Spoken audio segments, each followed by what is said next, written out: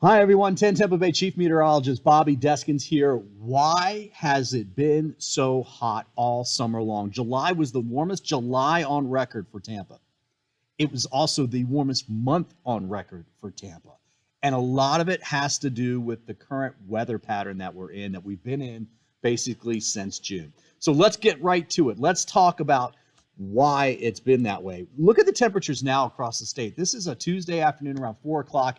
95 in Tampa, 97 in Orlando, 96 in Gainesville. It's 99 in Jacksonville. Tallahassee was at 98, so was Orlando. You can see it is a little bit cooler along the immediate coast. But look, it is hot out there. Plus, we've got a lot of humidity out there as well, too. These are the dew points. This is kind of a measure of the amount of humidity out there in the air. And look at those numbers, generally in the upper 70s, but if I zoomed in close, especially around the Bay Area and the coastal sections, you'll see those numbers in the lower 80s. When you combine the temperatures with these dew points, it makes it feel extremely warm out. Your body sweats to cool off. When you've got a lot of humidity out there and high heat, that process of your body sweating and the evaporation of that sweat, which is what really cools the air around you, that process slows down. So it feels even warmer. And the feels like temperatures across most of the state of Florida today is about 108 to about 115, depending on exactly where you are. Incredible heat. As a result, we have excessive heat warnings, which basically is those purple areas. And what that means is you're going to get a feels like temperature over 112 degrees, up to almost 115 in some locations. The orange areas, including right here in Tampa, where I'm from, is a heat advisory, and that means the heat feels like temperature, the heat index, will be anywhere from 108 to about 112. Nothing to shake a stick at. It's hot out there. And look at the extended forecast. Not much of a break. This is just the GFS model, but you notice some changes by Sunday and Monday. It's starting to change. And then Tuesday and Wednesday. That's a change in the pattern. And the current weather pattern is one of the main reasons why we have been so warm. Not just this last week or so and coming up week, but since June, we've been stuck in this pattern. We've had this trough of low pressure up in the central and eastern United States, especially the Great Lakes, right? They're a little bit cooler for them, but that trough coming this far to the south suppresses this ridge axis here. This ridge is always sitting out here. This is what we use to help determine where the storm's tropical system is going to be steered by. This has been too far to the south. You see this here? Because this trough is pushing it down. So what's happened here locally is we've had a lot of west winds. You hear me say it every day. I post on social media. I said west winds, because that's what's causing a lot of the heat and the problems that we've had here. So that allows the water to warm up, of course. Plus, the west winds take most of the rain and push it over to the East Coast. We are in a severe drought for parts of western Manatee County, western Sarasota, even southern Pinellas. Drought conditions for most of Pinellas and most of Hillsborough County right now because of that persistent west pattern. But it creates this warm cycle. So here's what's happening because of that pattern. Usually we get that pattern once in a while, then we flip back to an easterly wind. Normally we should have an easterly wind this time of the year, not this westerly wind that you see here. When we get the west wind, look at this warm cycle that develops. That wind brings higher humidity from off the coast, right? It's blown over warm water. The Gulf is 93 degrees, right? So that brings in higher humidity. The onshore flow means that we start warmer each day. So the low temperature this morning and yesterday morning was 83 degrees. In fact, yesterday tied a record for the warmest that the low has ever been. Today will beat a record. 80 degrees is the warmest it's ever been in the morning, or low temperature, at least for this date. And that was in, I think, 2021. So we start warmer.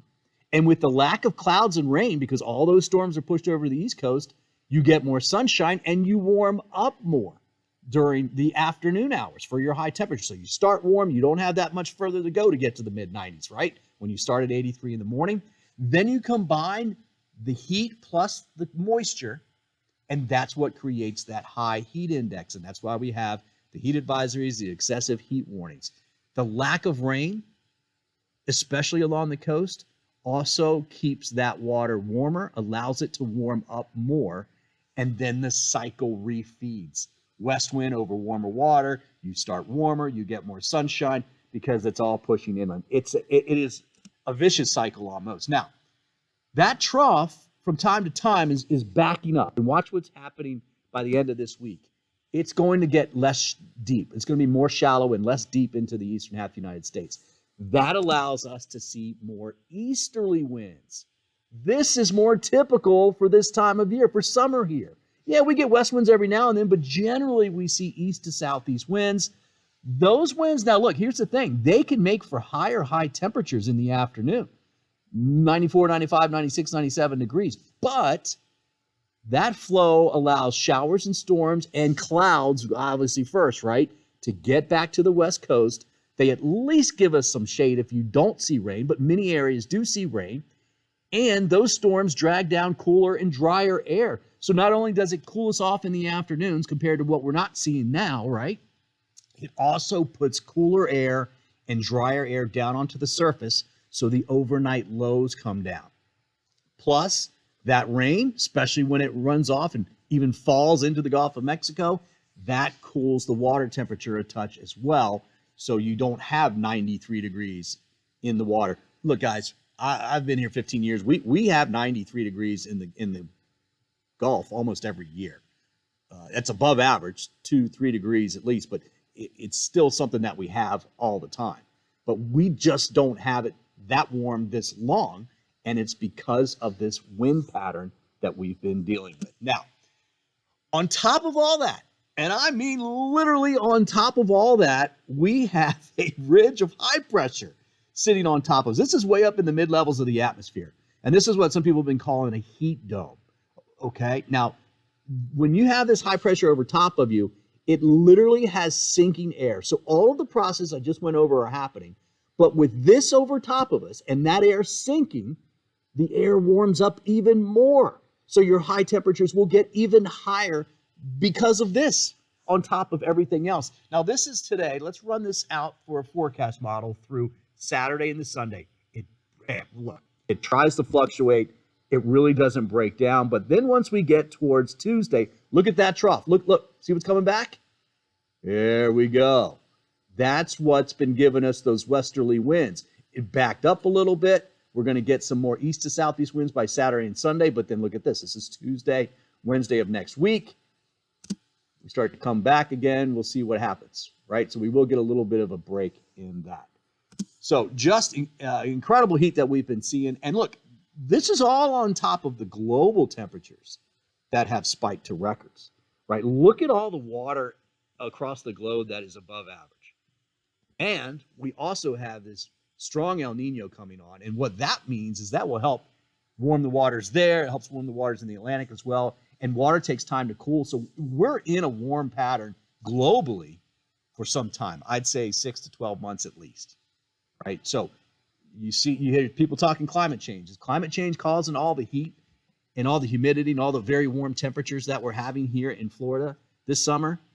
Not directly, or not 100%, I should say. But yes, it is playing a role in our heat. The weather pattern that I described is playing more of a role than anything else. But you can take everything that's happening and add a degree or so in many locations. It depends. But overall, climate change in the background adds to everything like that. So yeah, water's much, much warmer this year. El Nino certainly is not changing that. Now, what can you do?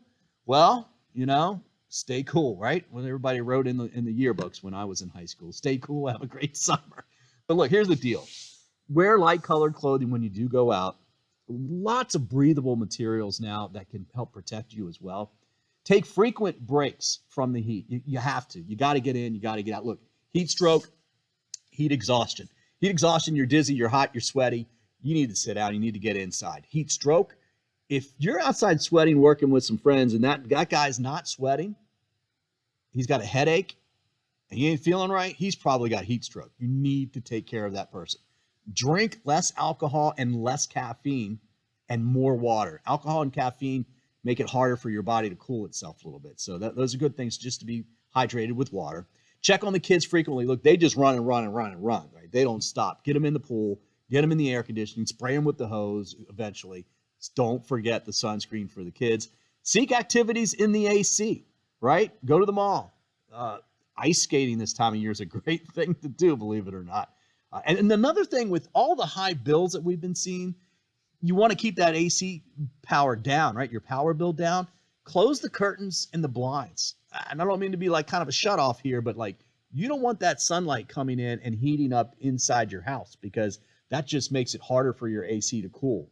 So if you can close those blinds, close those shutters, not the shutters, they're curtains, then that will help cool the inside of your house a little bit, and your energy bill should come down a little bit. Plus, reduce cooking, reduce using the stove, reduce using the oven, make more sandwiches, that types of thing for dinner, because when you use the stove and the oven inside, that generates heat, and your AC's got to fight against that to keep it cool in the house.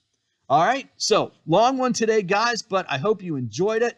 Have a great rest of your Tuesday afternoon. Stay cool out there. If you got any questions, don't forget that you can find me on my YouTube page, and of course on Twitter or X, and on Facebook. Have a good day, guys.